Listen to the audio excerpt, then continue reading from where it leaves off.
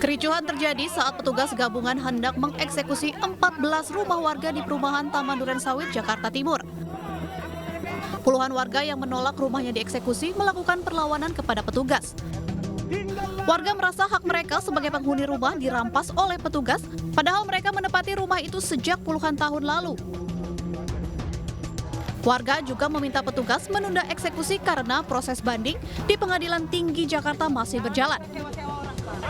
Sengketa lahan perumahan ini terjadi antara pengembang perumahan dengan seseorang yang mengaku sebagai ahli waris pemilik tanah.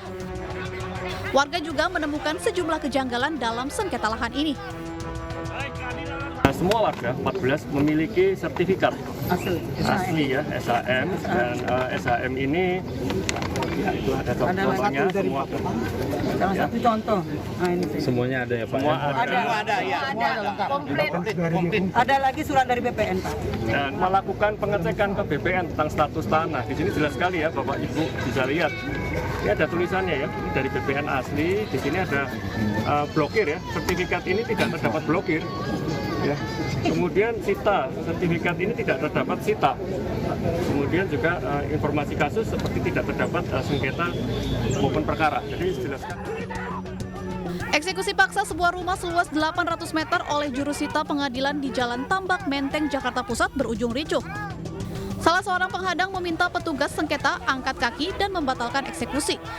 Namun petugas tetap mengeksekusi rumah hingga suasana makin panas saat petugas berusaha menjebol pertahanan sekelompok orang yang memblokade pintu gerbang. Kasus sengketa ini bermula saat rumah yang dihuni pasangan John Matatula dan Helena selaku orang tua angkat Dewi Matatula digugat oleh adik kandung Dewi, yakni Clara Siwi. Gugatan diajukan sejak 2016 lalu dan Pengadilan Negeri Jakarta Pusat memenangkan Clara sebagai ahli waris yang sah. Dari Jakarta, Tim Liputan iNews melaporkan.